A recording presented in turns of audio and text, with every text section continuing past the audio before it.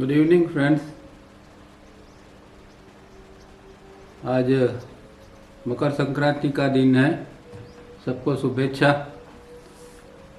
तो यहाँ गुजरात में तो हम उत्तरायण कहते हैं और नॉर्थ के अंदर मकर संक्रांति उसको कहते हैं, क्योंकि हम जानते हैं कि ये जो है वो सूर्य की गति के ऊपर आधारित है।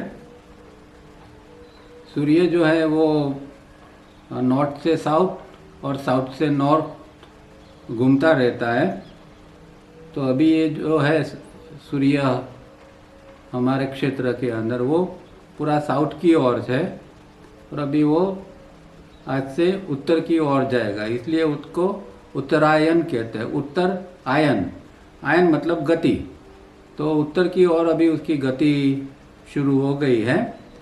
14 जनवरी से उत्तरायण उसको इसलिए कहते हैं कि ये अब ये जो इसका स्फीयर है वो बदल के उत्तर की ओर गति करेगा और इसलिए इसको उत्तरायण कहते हैं। और मकर संक्रांति इसलिए कहते हैं कि सूर्य जो है वो मकर राशि के अंदर प्रवेश करता है आज के दिन से। मकर राशि जो कैप्रिकॉर्न है उसके अंदर, इसीलिए उसको मकर संक्रांति भी कहते हैं। और आज से आजकल से साउथ में भी त्यौहार चालू हो जाएंगे, उसको पोंगल कहते हैं। इसी तरह जो पंजाब साइड के ऊपर लोहरी, वो भी इसका रिलेटेड, इसी डेट से रिलेटेड है। अब योग की दृष्टि से ये उत्तरायण क्या क्या महत्व है, क्योंकि हम जानते हैं, हमने पढ़ा है कि भाई जो महाभारत का युद्ध हुआ था तो उसके बाद में कुछ समय तक भीष्म पितामह ने देह नहीं छोड़ा था। जब तक उत्तरायण न हुआ तब तक, कुछ महीने पहले उनको तो सब इतने तीर लग गए थे और बानसैया के ऊपर थे। तो कुछ महीने तक वो बानसैया के ऊपर ही रहे, क्योंकि उनकी इच्छा थी कि उत्तरायण के अंदर उसका देहोत्सर्ग हो सके। तो उसका क्या कारण होगा कि उत्तरायण में क्यों देह छोड़ना कोई उचित माना जाता है। तो एक बात समझनी है कि जैसे हम श्वास लेते हैं इस तरह पृथ्वी भी श्वास लेती है, और हम जो है वो 1 मिनट में सामान्य व्यक्ति 18-20 बार श्वास लेता है और छोड़ता है। पृथ्वी जो है वो 6 महीना तक श्वास को नहीं पर प्राण को अंदर खींचती है अपने अंदर, और 6 महीना वही प्राण को वो बाहर निकालती है। तो ये जो अभी जो है वो ये उससे भी ये उत्तरायण और दक्षिणायन के संबंध है। तो उत्तरायण में क्या होता है कि प्राण अभी जो पृथ्वी है वो अभी वातावरण में प्राण छोड़ना चालू करती है, और 6 महीने के बाद वो फिर से वातावरण में से, सूर्य में से वो प्राण 6 महीने के बाद लेती है। प्राण जो लेती है पृथ्वी सूर्य में से लेती है। तो अभी जो है वो प्राण वो उत्तरायण के अंदर छोड़ती है, तो एटमॉस्फेयर जो है पृथ्वी का वो प्राण से भरा हुआ होता है। और इस समय अगर किसी व्यक्ति का मृत्यु होता है कि जिसने कोई साधना की है और पहुंचा हुआ होता है, तो क्या होता है कि वो नया प्राण लेके देह छोड़ता है। क्योंकि हमारे साथ जो जाता है सूक्ष्म शरीर के साथ वो प्राण जाता है। तो सूक्ष्म शरीर के साथ जो प्राण जाता है वो प्राण अगर वो नया लेके जाता है तो उसका बेनिफिट ये मिलता है कि दूसरे जन्म जब उसका होता है तब वो नया प्राण लेके ही वो जन्म लेता है। तो उसकी आध्यात्मिक साधना और गति से आगे बढ़ सकती है, क्योंकि प्राण ही ऐसी चीज़ है जिसके द्वारा हमारी आध्यात्मिक गति हो सकती है। तो ये इसका एक फ़ायदा है कि भाई ये उत्तरायण के अंदर जब देह छोड़ते हैं तो नया प्राण लेके जाएंगे, वापस जब आएंगे तो भी नया प्राण लेके आएंगे, तो आगे फिर और जल्दी यात्रा हो पाए। ये इसका एक खास महत्व है। और इसीलिए योगी जो है या पहुँचे हुए साधक है जो मृत्यु को कुछ समय तक रोक सकते हैं, ऐसे साधक जो है वो उत्तरायण तक वेट करते हैं, उसके बाद में ही ये जो है देह का उपसर्ग करते हैं। तो ये एक बात इसका योग की दृष्टि है, उत्तरायण का ये महत्व है। हम तो एक कल फेस्टिवल के रूप में ही इसको मनाते हैं, पर उसके पीछे योग का एक रहस्य भी है। अब डिस्कोर्सिस 2 पढ़ते हैं, उसके अंदर लास्ट में जो नोट ए है वो लास्ट टाइम से हम पढ़ रहे थे। पहले 4 कोटेशंस जो है वो हमने पढ़े हैं, और जैसा मैंने बताया था ये सारे के सारे लगभग ऑलमोस्ट बुद्धिज्म से लिए हुए कोटेशन है, क्योंकि उसकी जो लैंग्वेज है या शब्द है वो इस तरह के है कि बुद्धिज्म से है। तो अभी 5th कोटेशन है, उसको पढ़ते हैं। A true seeker does not have so many things to bother about. तो जो सच्चा साधक है, अब उसके मन में ऐसा कुछ ज़्यादा नहीं चल रहा है कि जो उसे परेशान करे, उसे बॉदर करे। अभी जो है वो धीरे धीरे करके वर्तमान में जीने का वो प्रयत्न करता है, तो छोटी छोटी बातों को से लेके वो परेशान नहीं होता है। बाकी हम जानते हैं कि सामान्यतः हम छोटी छोटी बातों से परेशान हो जाते हैं, हमारी इच्छा के मुताबिक कुछ नहीं होता है तो परेशान हो जाते हैं, या फिर किसी ने हमें कुछ भला बुरा कह दिया तो हम फिर परेशान हो जाते हैं, बोधड़ हो जाते हैं। तो ये चीज़ अभी परेशान नहीं करती है, और यही सही माने में हमारी ये स्थिति बननी चाहिए। अभी भी हम लोग जो है वो छोटी छोटी चीज़ों से अफेक्टेड हो जाते हैं, और इसके कारण दुखी होते हैं, फिर मन सही चीज़ों में लगता नहीं है, साधना में नहीं लगता है। तो ऐसा नहीं होना चाहिए। अभी इतनी थोड़ी स्थिरता आनी चाहिए कि भाई थोड़ी गड़बड़ी हो गई तो हो गई, ठीक है, इससे हमें कोई ज़्यादा परेशान होने की ज़रूरत नहीं है। He merely adapts himself to prevailing conditions to reduce the effect of his former karmas and let things follow their own course. तो अब वो जो व्यक्ति है वो जिस तरह जीता है, तो हो सकता है कि जो पूर्व के कर्म है उसके वो कुछ पक्व होके सामने आते हैं फल देने के लिए। तो वो अभी ऐसी कंडीशन के अंदर वो जैसे कहा इस तरह डिस्टर्ब नहीं होता है, बॉदर नहीं होता है, और इसकी जो इफ़ेक्ट है उसको कम करने का प्रयत्न करता है। क्योंकि जीवन है तो जीवन के अंदर सामने से कुछ ना कुछ तो आता रहेगा, पर इससे हमें इतने इफेक्टेड नहीं होना है। उसको थोड़ा नॉर्मल रहना ज़रूरी है, और नॉर्मल रह के फिर अगर हम इसको ये पूर्व के कर्म है उसकी असर को थोड़ा जितनी हो सके इतनी न्यूट्रलाइज कर सकते हैं तो अच्छा है। और दूसरा एक इम्पोर्टेंट बात ये भी है कि उस दौरान अगर हम रिएक्ट करते हैं पूर्व के कर्म के कारण जो आया है उसके सामने, तो फिर से नया कर्म बनता है। तो कर्म की साइकिल को तो हमें तोड़ना है, उससे मुक्त होना है। पर जैसे जैसे हम इस चीज़ जो आई उसका स्वीकार नहीं करते हैं, उसके साथ लड़ते हैं, रिएक्ट करते हैं, तो उसका परिणाम तो यही होगा कि ये कर्म की साइकिल और आगे चलेगी। इसीलिए जो साधक है वो उसको उसके ओन कोर्स के अंदर अपने आप में उसको धीरे धीरे जिस तरह वो निकल जाता है उस तरह उसको निकल जाने देना है।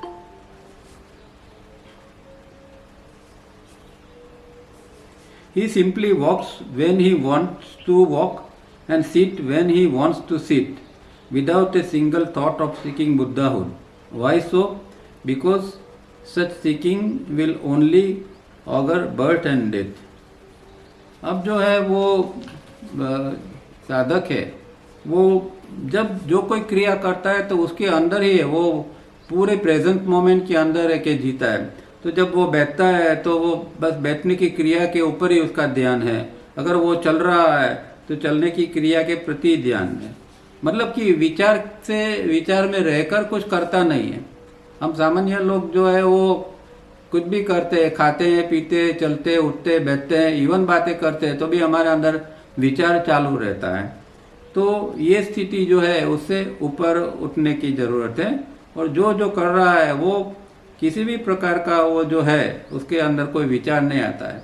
और जो बुद्धहुड है, मतलब बुद्धत्व है, वो प्राप्त करने के भी उसके अंदर इच्छा नहीं होती है। वो उसका भी विचार नहीं आता कि चलो मैं बुद्धत्व को प्राप्त कर लूँ, ये विचार भी उसके अंदर नहीं आता है। सिर्फ वो वर्तमान में ही है, जो चल रहा है उसके मुताबिक ही, जो क्रिया चल रही है उसके मुताबिक ही वो अपना मन या अपने जो ब्रेन है, दिमाग है, उसको उसके साथ में रखता है। Why so? Because such seeking will only अगर बर्थ एंड डेथ। अब अगर आप कोई सर्च के प्रति, खोज जो है उसके प्रति ध्यान दोगे तो फिर उसका मतलब तो ये हुआ कि फिर बात आएगी जन्म और मृत्यु की। तो जन्म की मृत्यु की बात आएगी तो फिर मन जो है उसके अंदर चला जाएगा, तो वह वर्तमान में नहीं रह पाएगा। तो ये जो है वो कोई यहाँ एक खोज की भी बात नहीं करते कि भाई खोज भी नहीं है, जिस तरह जो सामने आ रहा है उसके बस उसी तरह हमें जीना है। न कुछ खोजना है, न कुछ प्राप्त करना है, न किसी के लिए कुछ ज़्यादा प्रयत्न करना है। तो एक स्थिति की यहाँ बात कर रहे हैं। ये कोटेशन हर व्यक्ति को लागू होता है ऐसा जरूरी नहीं है। हमारे जैसे लोगों को तो थोड़े प्रयत्न करने पड़ते हैं, पर प्रयत्न कर सकते, पर उसके अंदर हम वर्तमान में रहकर जो करें उसके साथ में जीना शुरू करेंगे तो ही सब कुछ ठीक रहेगा। वरना तो फिर एक जो है अंदर डिमांड आती जाएगी कि जैसे दूसरी चीज़ों की डिमांड आती है, इस तरह बुद्धत्व की भी डिमांड आती है, तो वो गलत है। वो एक सहज रूप में भाई हमारा एक ये है, हमारी जो गति है इस तरह हो ये हम चाहे या चाहते हैं तो वो अलग बात है। पर ऐसा नहीं कि मुझे बुद्धत्व ही चाहिए, तो वो डिमांड हो जाएगी। तो फिर वो जैसे कोई मटेरियल की हम डिमांड करते हैं वैसे ही ये भी डिमांड हो जाएगी। तो ये नहीं होना चाहिए, हमें न्यूट्रल रह के जीना है। तो उसके लिए जो है ये अंदर किसी प्रकार का भी अंदर एक अट्रैक्शन, डिमांड कुछ भी नहीं होना चाहिए। क्योंकि जब हम बुद्धत्व को खोजते हैं तो ये जन्म मृत्यु की बात आ जाती है। अब छठा कोटेशन है, उसके ऊपर जाते हैं। Time is precious, do not follow others who are busying themselves aimlessly with their studies of Zen and yoga, their learning of names and sayings and their quest of Buddha and enlighten masters. अब ये बात तो हम सब जानते हैं, बोलते भी है कि भाई टाइम इज प्रेशियस, समय बहुत कीमती है। पर सीरियसली हम कितना इसको लेते हैं? अगर सीरियसली लेते हैं तो कुछ बात ही और होती है, पर जब हम इसको सीरियसली नहीं लेते हैं तो हम कितना समय वेस्ट करते हैं, गंवाते हैं। छोटी छोटी बातों के अंदर हम उलझे रहते हैं, छोटी छोटी बातों का विचार करते हैं, या कोई बाह्य साधनों को लेकर बैठ जाते हैं और उसके अंदर समय हम गंवाते हैं। तो टाइम इज प्रेशियस सब जानते हैं, पर कोई टाइम का सदुपयोग या उसको अंदर जाने के लिए या साधना के लिए बहुत कम लोग उसका उपयोग करते हैं। हम बहुत समय वेस्ट करते रहते हैं। और जो व्यक्ति ऐसे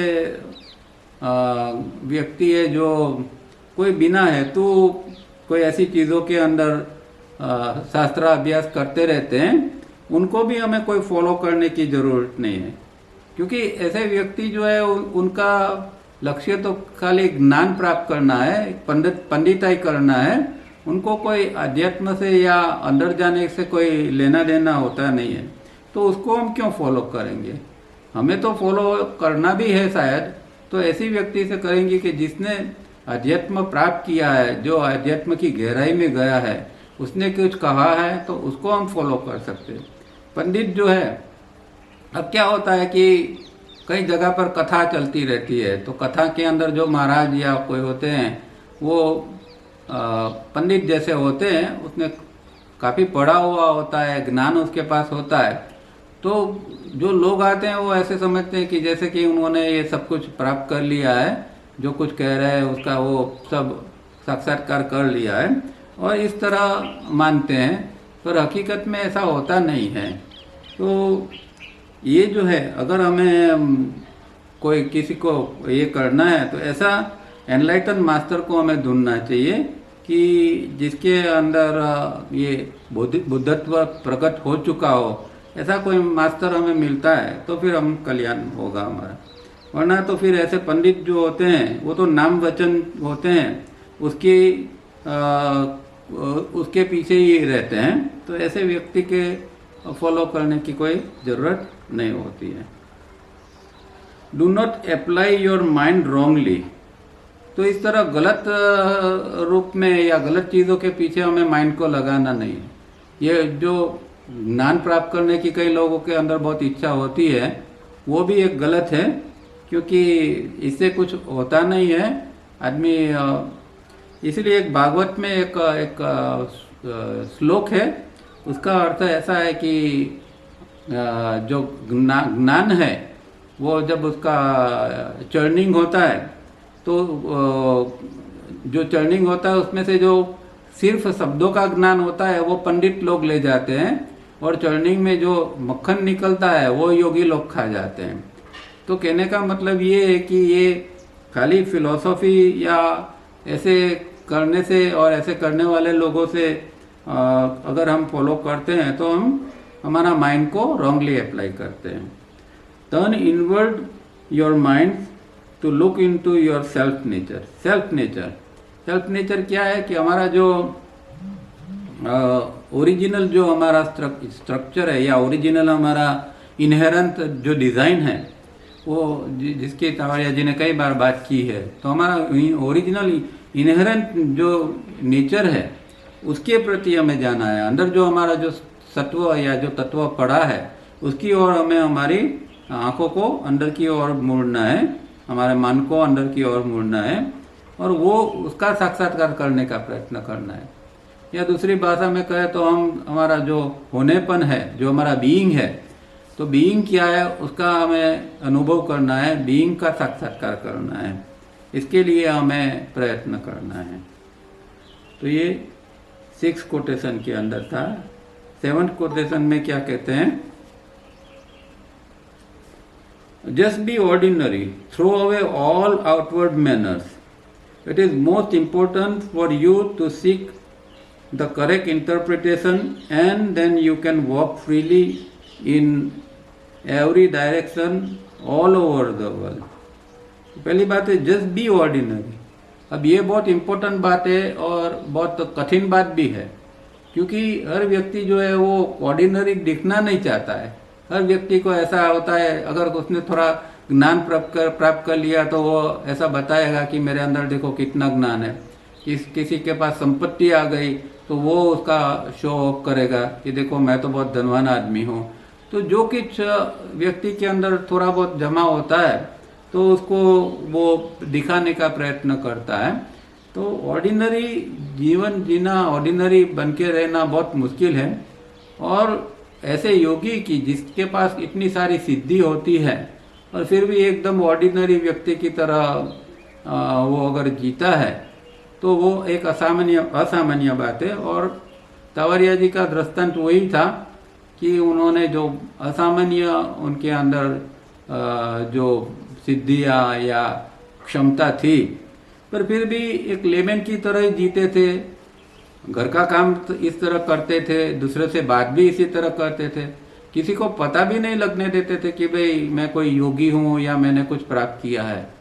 तो ये चीज़ इसको पचाना बहुत बहुत मुश्किल है, क्योंकि हम देखते हैं कि जो बड़े बड़े महात्मा लोग हैं वो भी कहीं ना कहीं अपनी स्व प्रशंसा कहीं ना कहीं पर कर देते हैं, मैं ये था, मैं वो था, या मैं ये हूँ। पर ये तावड़िया जी के अंदर हमने देखा है कि वो कभी भी अपनी बात नहीं करते थे, या उनके पास क्या शक्ति या सिद्धियाँ थी वो बात नहीं करते थे। तो ये एक ऑर्डिनरी रह के जीना बहुत इम्पोर्टेंट है। Throw away all outward manners. जो बाहर के रीति रिवाज जो है उसको फेंक देना है। अब हम इसको भी बहुत ज़्यादा महत्व देते हैं, चिपके रहते हैं। आज ये है, ये उत्सव है तो उसको फॉलो करना है, आज ये चीज़ है तो उसको फॉलो करना है। बाहर की इतनी सारी चीज़ों को, शादी ब्याह ये वो सबको हम इतना महत्व देते हैं और संबंध के नाम के ऊपर हम इसके पीछे चले जाते हैं। कई बार तो हमारा नुकसान होता है तो भी हम नहीं देखते हैं और ऐसी चीज़ों के अंदर हम घिसट जाते हैं। तो ये नहीं होना चाहिए। हम ये बाहर के जो रीति रिवाज है, जो शोबाजी है, उससे हमें बिल्कुल निकल जाना है। और दूसरी बात ये है कि most important for you to seek the correct interpretation. अब जो चीज़ हम देखते हैं, सुनते हैं, या जो कुछ वर्तमान में चल रहा है उसका करेक्ट इंटरप्रिटेशन होना चाहिए। उसका सच्चा अर्थघटन या उसका सच्चा अर्थ या जो परिस्थिति है उसका सच्चा अर्थ हमें निकालना है। कोई भी चीज़ से हम हिप्नोटाइज नहीं होना है, नहीं तो हम चीज़ों से हिप्नोटाइज हो जाते हैं, व्यक्तियों से हिप्नोटाइज होते हैं, परिस्थिति से हिप्नोटाइज हो जाते हैं। तो बिना हिप्नोटाइज हुए सिर्फ हमारा जो है वो सही माने में वो क्या चीज़ है उसको जानना समझने का हमें प्रयत्न करना है। तब जाके फिर हम पूरी दुनिया के अंदर कहीं पर भी हम मुक्त दशा के अंदर जी सकते हैं। फिर हमें कोई बंधन नहीं रहेगा, क्योंकि हम किसी चीज़ को चिपक के या मुझे यही चाहिए और ये नहीं चाहिए इस तरह का कोई हमारा आग्रह नहीं होता है। तो फिर हम फ्रीली पूरी दुनिया के अंदर हम घूम सकते हैं। ठीक कृष्णमूर्ति की भी लाइफ कुछ ऐसी ही थी। वो उन्होंने सब रीति रिवाज वगैरह सब दूर कर दिए थे, फेंक दिए थे, और वो जो है जो सामने परिस्थिति आती थी उसके मुताबिक जीते थे। और पूरी दुनिया के अंदर जो वो जानते थे, समझते थे, उसकी बात करने के लिए, चर्चा करने के लिए घूमते थे। करीब करीब 60 इयर्स तक उन्होंने पूरी दुनिया में पूरे वर्ल्ड के अंदर ट्रैवलिंग किया था, और जो उनको सच लगता था वो हमेशा वो बताते रहते थे। तो कोई कोई व्यक्ति ऐसे होते हैं कि इन चीज़ों से मुक्त हो जाते हैं। अब next quotation, be just ordinary for as soon as you stir your mind for something else you are already wrong. अब यहाँ फिर से वही बात आती है कि ऑर्डिनरी हमें बने रहना है, और जब कोई चीज़ जो है उसको प्राप्त करने के लिए अगर हम हमारा दिमाग को चलाते हैं, दौड़ाते हैं कि भाई मुझे ये कर चाहिए, तो फिर क्या होता है कि हम वो बात के लिए हम गलत होते हैं, हम ऑलरेडी रॉन्ग हो जाते हैं। तो किसी चीज़ के लिए, कुछ प्राप्त करने के लिए हमें अपने माइंड को चलाना नहीं है। जो वर्तमान में जो हो रहा है, वर्तमान में जो आ रहा है, उसके साथ जीने का प्रयत्न करना है। Moreover do not seek Buddha, for Buddha is only a name and a term, but do you really know who this Sikar of Buddha is. तो पहली बात तो ये है कि ये कौन सर्च कर रहा है, जो कहता है कि मुझे बुद्धाहुड चाहिए, बुद्धत्व चाहिए। तो वो कौन, बुद्ध की ये जो शोध करने वाला व्यक्ति कौन है, उसको हमें जानना है। मतलब कि जो चीज़ जानने की, बाहर कोई बुद्ध हो गए या नहीं, या बुद्धत्व किसी के पास है या नहीं, उससे क्या मतलब। हम अब बुद्धत्व की ओर जा रहे हैं कि नहीं, हमारे अंदर क्या है, हम ये बुद्धत्व को ढूंढने वाला कौन है, तो वो जानना है। और वही शास्त्रों का पूरा एक सार यही है कि जानने वाला है उसको जान लो। और कभी के एक दोहे में भी यही बात आती है कि जो देख रहा है उसको देखो, देखनहार, देख ले देखनहार, ऐसा कुछ है। तो देख रहा है उसको देखो, जो जान रहा है उसको जानो।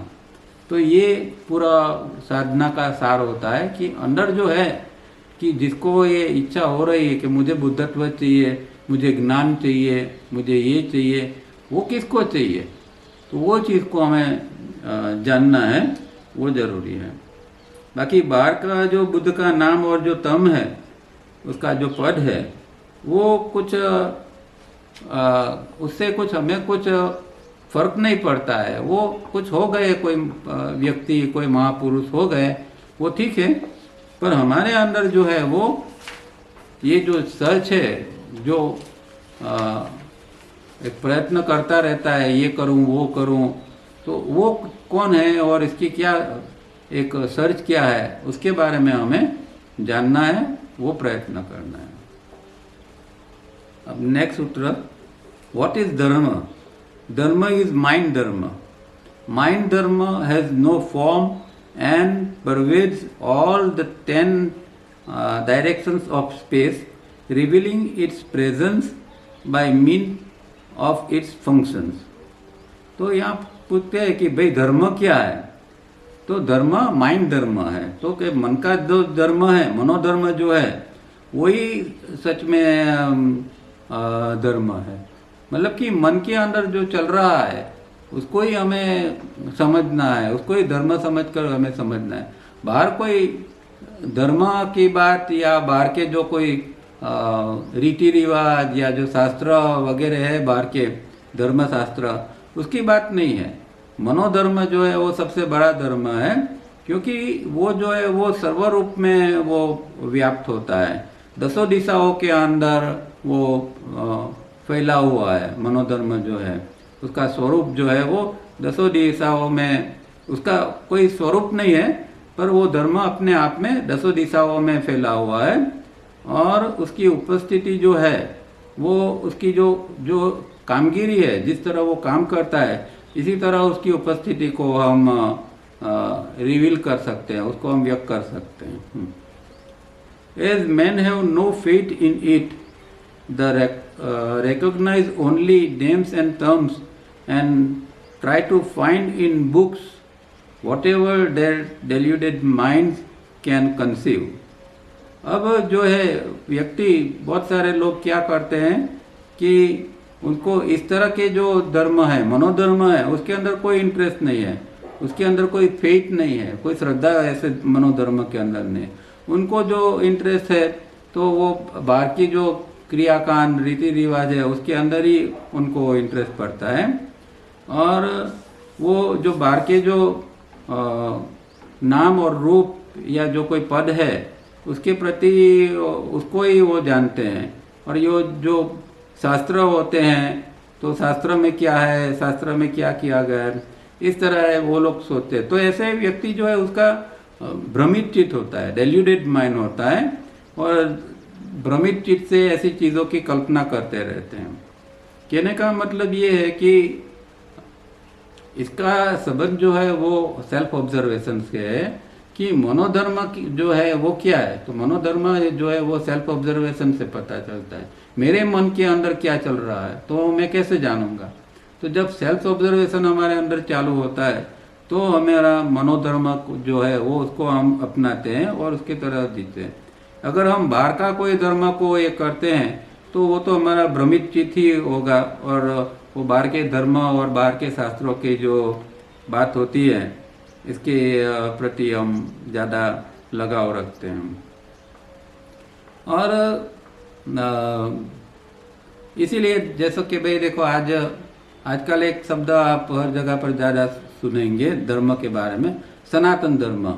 आप कोई भी वीडियो यूट्यूब वगैरह देखोगे तो हर लोग ज़्यादातर सनातन धर्म की टीवी के ऊपर भी ज़्यादा बात आप चलती रहेगी, और सब फिर दावा करते रहते हैं ये सनातन धर्म है, वो सनातन धर्म है। ये अब ये जो है वो इससे क्या होता है, ये क्या चीज बताता है कि हम अभी भी बाहर का जो धर्म है उसके प्रति हमारा चिपकाव है, लगाव है, और उसको जिसको हम सनातन धर्म कहते हैं वो कोई बाहर का धर्म है इस तरह। हकीकत में सनातन धर्म क्या है? कोई भी बाहर का धर्म इटर्नल नहीं होता, सनातन कैसे होता है? धर्म का कभी न कभी तो एक स्वरूप अब बना होगा, उससे पहले तो धर्म नहीं होंगे। पर सनातन धर्म एक ही है कि जो प्रकृति है और प्रकृति में जो हो रहा है वो सनातन धर्म है। मतलब कि प्रकृति तो आदि है, प्रकृति को कहा गया है आदि, मतलब अनादि भी कहते हैं, मतलब कि जिसका कोई अंत जो शुरुआत नहीं है, अंत नहीं है, इस तरह की जो है वो प्रकृति है, जिसको हम चित्ती शक्ति भी कहते हैं। तो चित्ती शक्ति है वो सिर्फ सनातन है, और उसका जो धर्म है, मतलब चित्ती शक्ति क्या करती है, किस तरह ये सब सर्जन विसर्जन करती है, उसके जो नियम है, प्रकृति के नियम है, उसको जब हम जानते हैं तो हम कह सकते हैं कि भाई हम सनातन धर्म का पालन कर रहे हैं। बाकी कोई कोई चीज़ों को कोई कोई रीत रिवाज लेके या कोई स्वरूप को लेके हम कुछ करते हैं तो वो सनातन नहीं हो सकता। इसी तरह हमारा मन जो है वो भी इतना आदि है, क्योंकि चित्ती से ही हमारा चित्त बनता है, तो चित्त भी इतना आदि है। तो चित्त के अंदर जब उतरते हैं तो हमारा मनोधर्म बन जाता है, और मनोधर्म को हम सनातन धर्म शायद कह सकते हैं, पर न कि कोई बाहर धर्म होते हैं उसको हम कोई लेबलिंग कर दे, तो ये गलत होगा।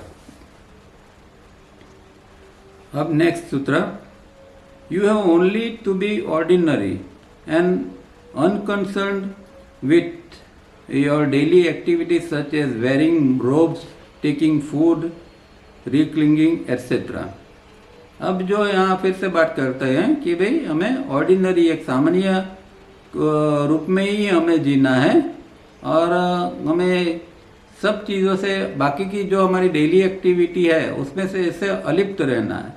जो करना है वो हमें करना है, पर उसके साथ में हमें चिपक नहीं जाना है। जैसे कि भाई वस्त्र पहनना है, तो वस्त्र के अंदर हमारा भी फिर एक ये हो जाता है, एक चॉइस आ जाती है कि नहीं, मैं तो इसी प्रकार के वस्त्र पहनता हूँ, मुझे तो इसी प्रकार के वस्त्र चाहिए। तो ये जो फिर बात आ जाती है, तो फिर वो एक अनकंसर्न नहीं रह सकते, फिर हमारा कंसर्न हो जाता है। या फिर फूड के बारे में हमारी चॉइस आ जाती है कि मैं तो यही हूँ, वेजिटेरियन ही हूँ, या नॉन वेज वाला मुझे तो चाहिए, या किसी प्रकार की भी जो फूड के बारे में हमारा जो कोई क्रेविंग है, तो ये जो है वो भी एक हमारा फिर ये उसके प्रति हम चिपके रहते हैं। तो इन सब चीज़ों से हमें अलिप्त रहना है। या फिर क्रिया के रूप में हम जब लेटते हैं, रिक्लिनिंग मतलब कि लेटते हैं, तो वो भी क्रिया जो है वो तो उसके प्रति भी हमें अनकंसर्न रहना है। मतलब कि शारीरिक क्रिया जो हो रही है वो शारीरिक क्रिया हो रही है, बस इतना ही जानना है, उसके प्रति ज़्यादा कंसर्न होने की ज़रूरत नहीं है हमें। The ignorant laugh at me but the sage alone understands me. तो ये कोटेशन है, उसमें वो कहते हैं कि भाई ये जो मूर्ख लोग होते हैं या अज्ञानी लोग होते हैं तो वो मेरे प्रति हंसते हैं, पर जो संत या कोई महर्षि महात्मा लोग होते हैं वही मुझे समझ सकते हैं। तो ऐसे व्यक्ति के जो अनकंसर्न होके जीते हैं, तो ऐसे व्यक्ति के लोग कहीं संसार के अंदर लोग उसकी उपेक्षा भी करते हैं, उसके प्रति हंसते हैं, यार देखो ये किस तरह, उसको कोई भान नहीं है, खाने पीने का भान नहीं है, कैसे कपड़ा पहनता है, कोई चीज़ का भान नहीं। इस तरह हमारा उपहास भी हो सकता है, और इसीलिए कोई हंसते हैं। पर जो संत है वही समझेगा, क्योंकि संत क्या देखेगा, बाहर की चीज़ नहीं देखेगा। संत अंदर का हमारा बीइंग क्या है, हमारी उपस्थिति हम कितनी है, मतलब हम वर्तमान में किस तरह जीते हैं, या हमारा अंदर का इनर ग्रोथ क्या है, वो जो कोई संत होगा तो वो देखेगा। हमारे बाहर का जो कोई रूप है उससे उसे कोई लेना देना नहीं होता है। All those who strive outward are stupid. तो जो लोग बाहर ज़्यादा प्रयत्न करते रहते हैं ठीक ठाक दिखने का, ये करने का, वो करने का, जो जैसे पहले कहा इस तरह शो करने का जो ज़्यादा प्रयत्न करते हैं, वो मूर्ख लोग होते हैं। वो लोग समझते नहीं है कि जो सच्चा जो सच्ची चीज़ जो है वो तो हमारे अंदर की है, सच्ची ब्यूटी जो है वो तो अंदर की है, बाहर का रूप कोई रूप नहीं है। सच में तो जो अंदर का रूप है वही हमारा सच्चा रूप है। तो वो लोग समझते नहीं है, और ऐसे लोग मूर्ख होते हैं।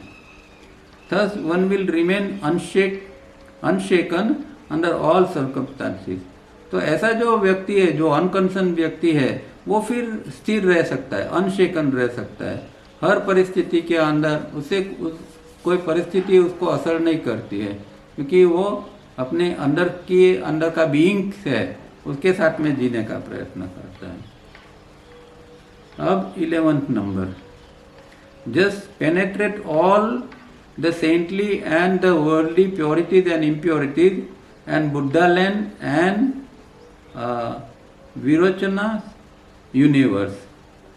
अब ये जो चीज़ है, एक तो एक बात ये है कि जैसे कि संतों के अंदर और जो बाहर का जो है शुद्धि और अशुद्धि, जैसे संतों के अंदर शुद्धि है तो इस तरह की, और बाहर जो अशुद्धि है वो सारी चीज़ें, या बुद्धा लैंड मतलब कि बुद्ध की भूमि, या फिर जो विरोचना, अब ये शब्द जो है वो प्योर बौद्धिज्म का शब्द है। बौद्धिज्म में एक महायान करके एक मार्ग है, और उसके अंदर ऐसा कहते हैं कि भाई विरोचना जो है वो सुप्रीम बुद्ध को कहते हैं। तो सुप्रीम बुद्ध का जो यूनिवर्स है, जैसे Buddha land and Virochana universe, तो सुप्रीम बुद्ध का जो एक यूनिवर्स है, इन सबको हमें पेनेट्रेट करना है, उसके अंदर हमें दाखिल होना है।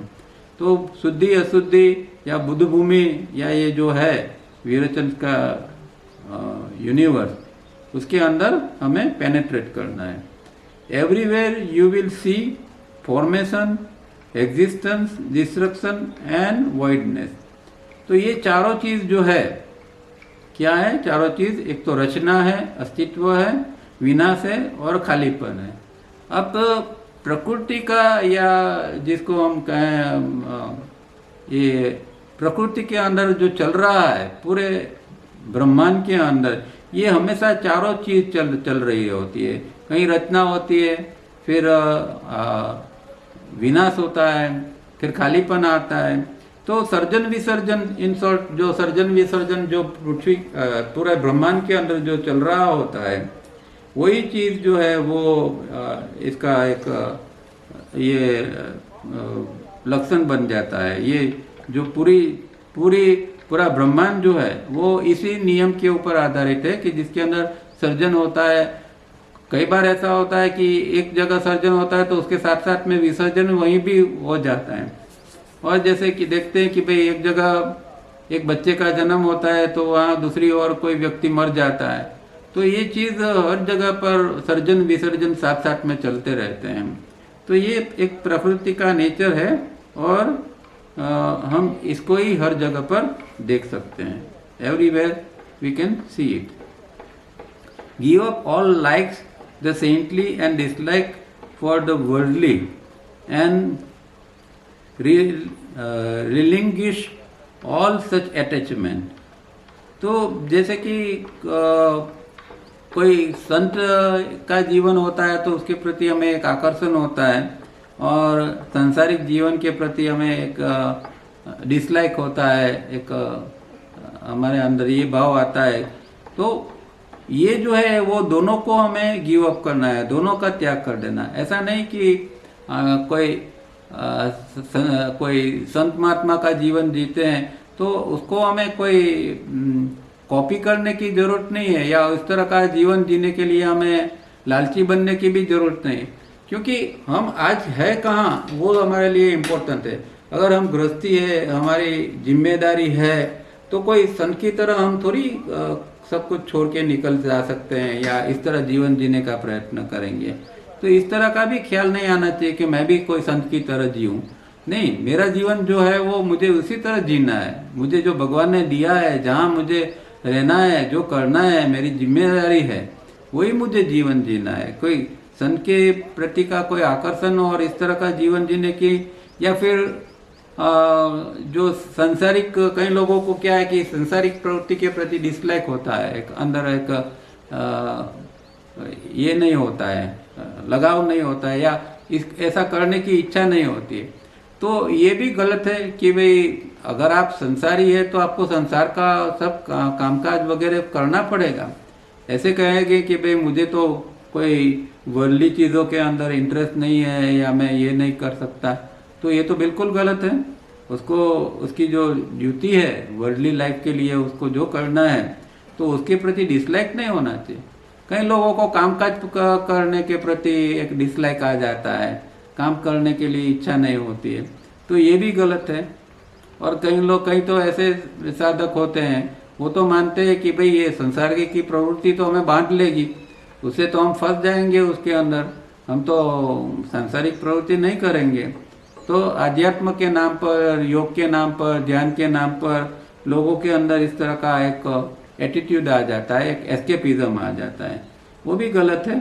जिस तरह हमने जो हम जहाँ हैं जिस तरह है इसी तरह हमें जीना है, उसको लेके ही हमें जीना है।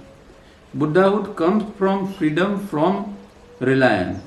तो बुद्धाहुड क्या है कि किसी चीज़ का हम आलम्बन नहीं है, अभी हम किसी के ऊपर रिलाई होके नहीं जीते हैं, हम अब सब चीज़ों से मुक्त हो गए। इसका मतलब ये नहीं कि बाहर की चीज़ों की हमें आवश्यकता नहीं है और उसको छोड़ देते हैं। जो बाहर की जो शरीर के लिए जरूरी है, ऐसी चीज़ों की ज़रूरत है, उसको तो हमें लेना पड़ेगा, उसके लिए किसी की सहाय भी लेनी पड़ेगी, पर अंदर से हम स्वतंत्र होने चाहिए।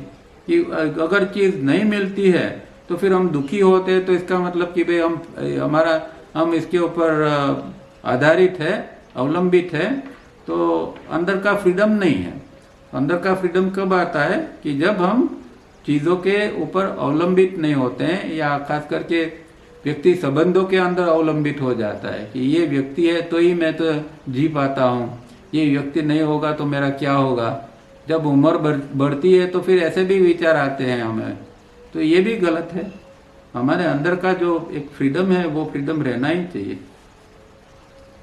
12th, the mining ground holds the flower seeds which sprout as falls the all pervading rain। अब माइंड ग्राउंड जो है वो क्या है कि मनोभूमि है, और उसके अंदर पुष्प के जो बीज होते हैं वो स्प्राउट होते हैं, वो उगते हैं। कब होते हैं? उगते हैं कि जब बारिश आती है तब ये चीज़ उगती है। तो बाहर हम देखते हैं कि बाहर अगर कोई भूमि के अंदर हम कोई बीज डाला हमने कोई चीज़ का, पुष्प का या वृक्ष का, तो बारिश आएगी या हम उसको पानी पिलाएंगे तो वो उग जाता है। अब यहाँ जो बात है वो किस चीज़ की है? फ्लावर सीड किस चीज़ को कहते हैं? हमारे संस्कार को। तो मनोभूमि के अंदर क्या है कि हमारे संस्कार है, हमारे संस्कार बोए हुए है, और जिस प्रकार के संस्कार हमने बोए हुए हैं वही फिर संजोग के रूप में फिर वो स्प्राउट होते जाएंगे। मतलब कि किस प्रकार का संस्कार हमारे अंदर पड़ा है, तो ऐसे वातावरण के अंदर वो संस्कार बाहर निकल आता है। अब कोई संस्कार, गलत संस्कार हमने डाल दिया, तो नॉर्मल कोर्स में तो हम वो गलत संस्कार से नहीं जीते हैं, पर ऐसा कुछ मौका मिल गया गलत करने का, तो फिर वो बारिश की तरह फिर वो भी कोई माहौल ऐसा बनता है जैसे बारिश का होता है इस तरह, तो वो फिर स्प्राउट हो जाता है। मतलब वो गलत संस्कार जो है वो बाहर निकल आता है। इसी तरह अच्छे संस्कार के बारे में भी यही है कि अगर हमने मनोभूमि के अंदर कोई अच्छा संस्कार डाल दिया है, तो ऐसा संस्कार जो है वो जब कोई हम सत्संग करते हैं, कोई महात्मा के पास जाते हैं या योग साधना करते हैं, तो ऐसे संस्कार जो है वो फिर स्प्राउट होते हैं, वो उगने लगते हैं। ये बात इसके अंदर है। 13. If you dislike the worldly and like the saintly, you will be held in bondage। अब देखो ये बहुत अच्छा ये है, ये बहुत सारे साधकों को ये बात लागू होती है। If you dislike the worldly and like the saintly, you will be held bondage। तो ऊपर बात आ गई थी, यही कुछ इस तरफ इसमें भी फिर से बात आती है कि आप वर्ल्डली मेथड के अंदर डिसलाइक है, आपके अंदर उदासी है, वर्ल्डली मेथड जो है उसमें कोई रस नहीं लेते हैं, कुछ करना नहीं चाहते हैं, और जो सेंटली जो है वो संत की तरह जीना होता है उसको आप लाइक करते हैं, उसका स्वीकार करते हैं, तो ये दोनों चीज़ आपको बंधन में डालेगी।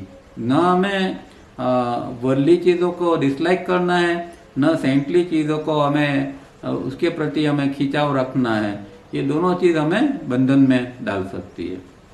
देर are students who go to the 5 peaked mountains to pray the Manjushri to appear।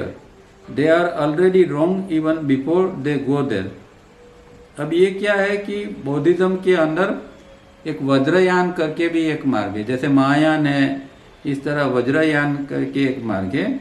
वो लोग मानते हैं कि एक मंजूश्री नाम की एक देवी है, देवती है, वो भी एक एनलाइटन बुद्धा का ही अवतार है, ऐसा वो मानते हैं। और जो चाइना के अंदर 5 पीक माउंटेन्स है, उधर वो मंजूश्री देवी रहती है। तो कहीं ऐसे जो है साधक वो ऐसा चाहते हैं कि भाई हम वहाँ मंजूश्री के पास जाके 5 पीक माउंटेन पर जाके हम प्रार्थना करेंगे उसको। तो कहते हैं कि ये सब गलत है, आप इस तरह की जो चीज़ों में बंध जाते हैं हम, तो ये बिल्कुल गलत है, already wrong. There is no Manjushri on the 5 peak mountain. तो कोई देवी देवता कोई पर्वत के ऊपर नहीं है। और साथ में तावरिया जी ने अपने यहाँ एक कोट किया है, it is same they is going to Banaras, Rome और मक्का। तो ये खाली ये बौद्धिज्म की या चाइना की बात नहीं है, पर हमारे यहाँ भी जो हम भागते हैं तीर्थों के अंदर, बनारस या अलग अलग जो हमारे हिंदू धर्म के तीर्थ है उसमें, या जो कैथोलिक है वो रोम जाते हैं, या मुस्लिम्स है वो मक्का मदीना जाते हैं। तो ये सब समान ही है, वो कुछ वहाँ है नहीं, ऐसा यहाँ उनका कहने का मतलब है। अब आगे, just hold this correct view for there is no need to awaken your self. अबे हम तो अंदर से सच में देखें तो हम अंदर से जागृत ही है, हमको अवेकन के लिए कुछ करने की इस तरह कोई ज़रूरत नहीं, खाली एक दृष्टि जो है वो हमें बदलने की ज़रूरत है। हमें ऐसी दृष्टि बना के रखनी है कि हम अंदर से जागृत ही है। तो इस चीज़ जो है वो, क्योंकि जब वो कोई चीज़ का गलत अभ्यास करते हैं तो वो चीज़ जो है वो हमारे से बहुत दूर चली जाती है। तो जो अभ्यास है वो भी सच ढंग से होना चाहिए। If the mind and the brain conditions do not differ from each other, this is the lively patriarch mind, because if there be difference between them, the self nature and the phenomenal expression will also differ from each other. तो ये जो एक यहाँ बात है कि मन जो है वो माइंड एंड ब्रेन कंडीशन जो है वो दोनों से अलग अलग नहीं होने चाहिए, डिफर नहीं होने चाहिए। क्योंकि वो ये जो माइंड है वो लाइवली जो माइंड है वो पूजनीय या धार्मिक प्रकार का इस तरह का माइंड है, इसलिए वो दोनों का अलग अलग होना जरूर नहीं है। Because if there be difference between them, the self nature and its phenomenal expression will also differ from each other. तो अगर हम दोनों के अंदर डिफरेंस क्रिएट करेंगे तो हमारा जो सेल्फ नेचर है, जो स्व प्रकृति है, या हमारा जो इनहेरेंट जो नेचर है, वो उसकी जो विलक्षण अभिव्यक्ति है वो भी अलग अलग हो जाएगी। अब थोड़ा ये तो थोड़ी शास्त्रीय बात है, नॉर्मल कोर्स में हम तावरिया जी की सिस्टम से समझना है ब्रेन और माइंड का रोल। तो हम जानते हैं कि माइंड जो है वो हमारे अंदर हर समय बाहर से आता है, जिसको हम चित्त कहते हैं, और ब्रेन जो है वो विचार करने की एक कैपेसिटी वाला एक हमारे अंदर यंत्र पड़ा है, दिमाग जिसको हम कहते हैं, एक ब्रेन। तो ये जो अंदर चित्त अंदर आता है, तो चित्त के कारण, क्योंकि चित्त अंदर आया इसीलिए ये ब्रेन जो है अभी वर्किंग कंडीशन में आने लगा है। पर करना क्या है कि चित्त को वहाँ एक कैथोलिक के रूप में स्थिर रहना है। मतलब कि चित्त और ब्रेन जो है वो दोनों एक रूप हो जाएंगे तो फिर गड़बड़ी हो जाएगी। तो ब्रेन जो है उसको स्वतंत्र रूप में काम करने देना है, और जो चित्त जो अंदर आया है वो एक साक्षी के रूप में एक तटस्थ भाव में रहना है। इन शॉर्ट ये अंदर की प्रक्रिया होनी चाहिए। यहाँ थोड़ी शास्त्रीय बात है तो उसके अंदर थोड़ा समझने में डिफिकल्टी होती है। Because you do not believe it, you are looking for something else from outside. Make no mistake, there is no dharma externally.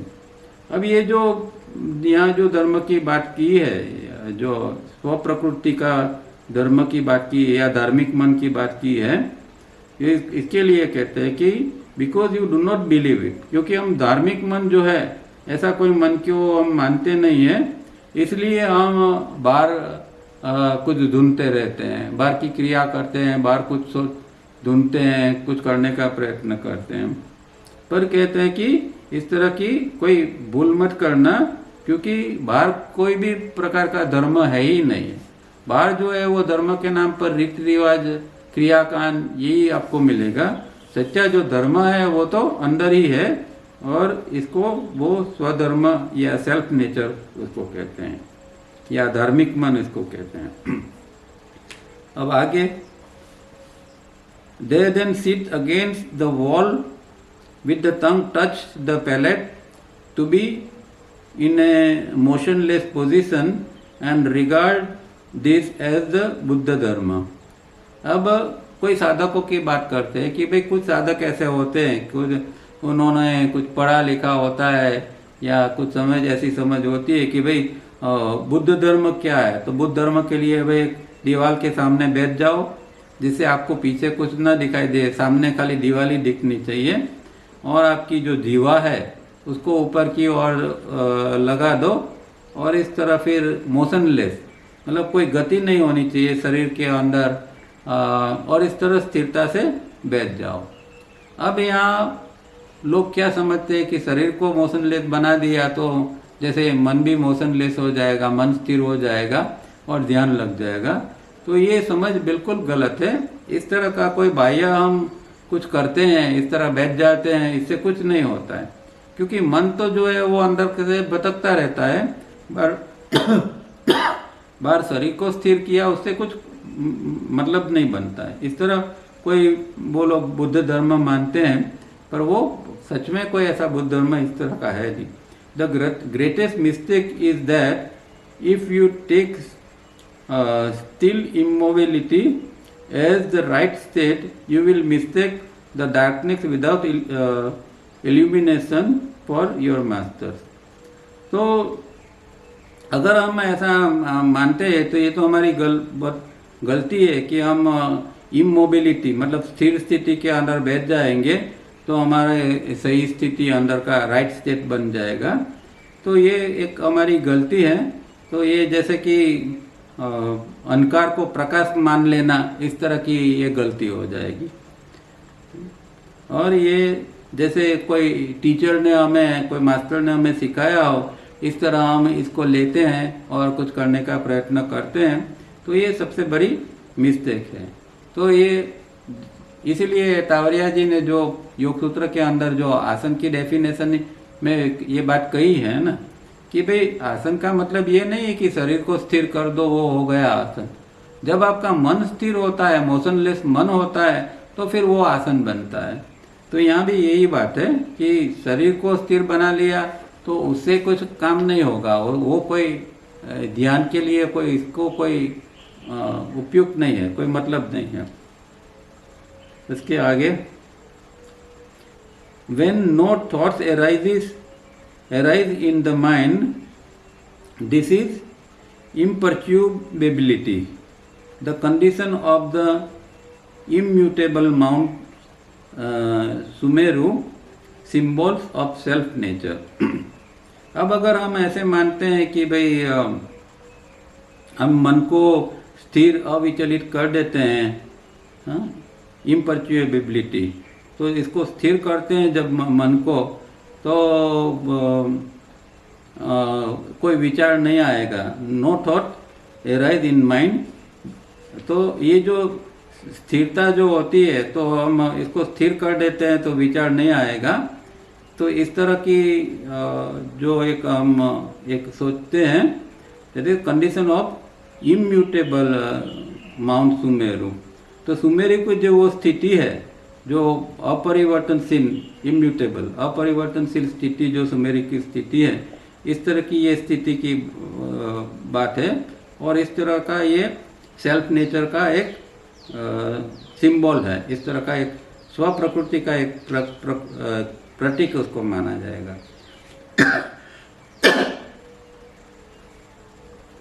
तो यहाँ विचारों जब मन के अंदर नहीं आते हैं, वो स्थिति जो है वो स्थिरता का स्थिति है, न कि शरीर को स्थिर पकड़ के बैठ गए वो स्थिर का स्थिति है।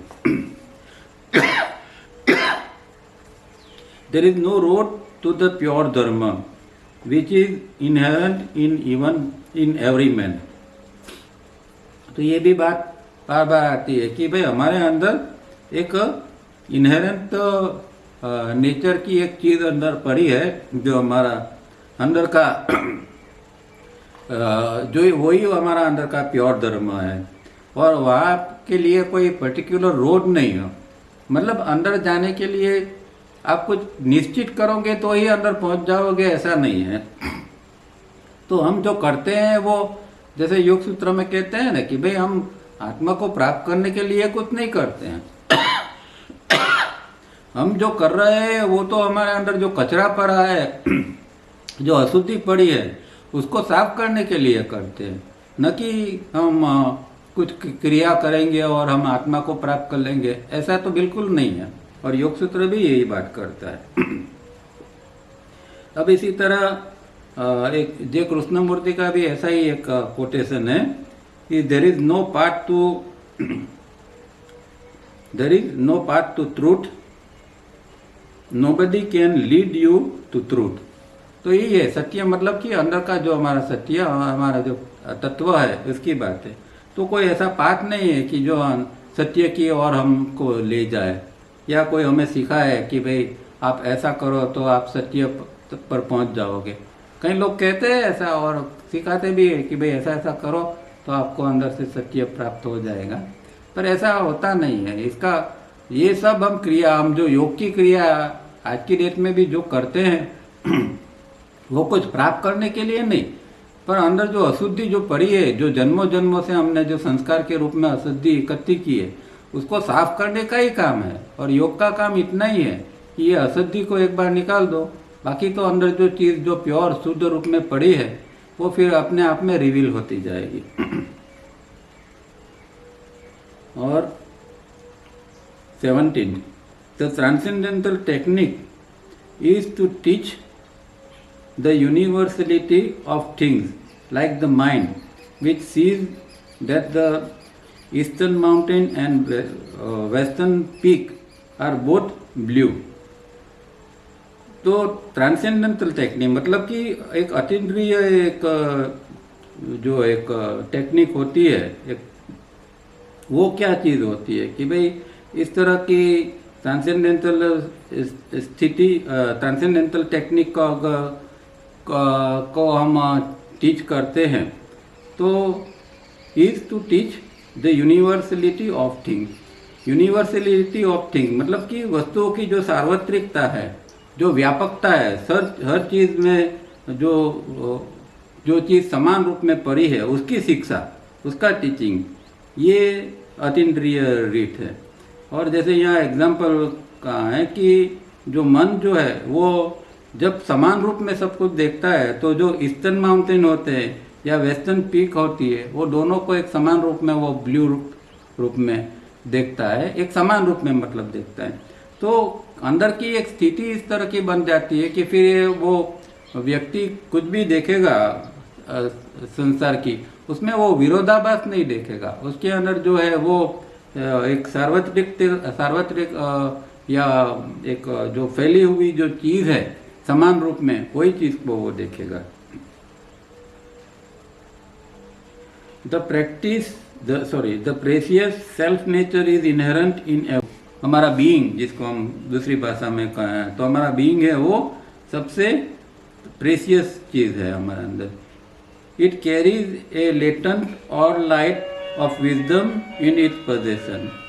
तो इस तरह का जो हमारा इनहेरेंट जो नेचर है वो क्या करता है कि विजडम जो है वो उसको वो कैरी करता है, वो उसको विजडम को वो आगे ले जाता है, प्रकाश की तरह या दीपक की तरह।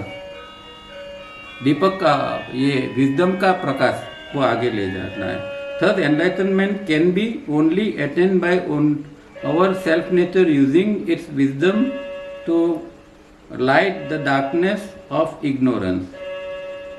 तो जो एनलाइटनमेंट जो है वो उसमें क्या होता है कि ये जो हमारा सेल्फ नेचर जो है, वो सेल्फ नेचर का जो विजडम का प्रकाश है वो हमें प्राप्त हो और हमारे अंदर जो इग्नोरेंस का अंधकार हो वो हमारे अंदर से दूर हो जाए। But this light can be screen by externals if they are clung to. अब कोई चीज़ को, बाह्य चीज़ को अगर हम चिपक के रहते हैं तो ये जो विजडम की लाइट है वो फिर पीछे चली जाती है, वो पर्दे के पीछे जिस तरह चली जाती है। तो यही बात हम जब ये तावरिया जी जब बताते थे लास्ट टाइम हमने देखा था कि विजडम तो हमारे अंदर पड़ा हुआ है, पर विचारों का इतना फ्लो है कि इसके लिए विचारों के पीछे ये जो इसका पर्दा जो है उसके पीछे विजडम रह जाता है और आगे सिर्फ विचार ही विचार चलते रहते हैं। इस तरह की ये बात यहाँ है। अब 4-5 कोटेशन बाकी है पर नेक्स्ट टाइम पढ़ेंगे, कोई जल्दी नहीं है। यहाँ रुकते हैं। ये थोड़े डिफ़िकल्ट है ये सब चीज़ों को थोड़ा, क्योंकि ये हमारी लैंग्वेज नहीं है, ये बुद्धिज़्म की है और हम बुद्धिज़्म के भाषा के अंदर ये सारी चीज़ों को समझाने का बात तो वही है जो तावरिया जी कहते हैं। इस तरह की कुछ बात है, इसीलिए उन्होंने कुछ पसंदगी के ये कोटेशंस यहाँ लिए हैं। तो पर इसको हमें हमारे ढंग से समझना पड़ता है। ठीक है, रुकते हैं।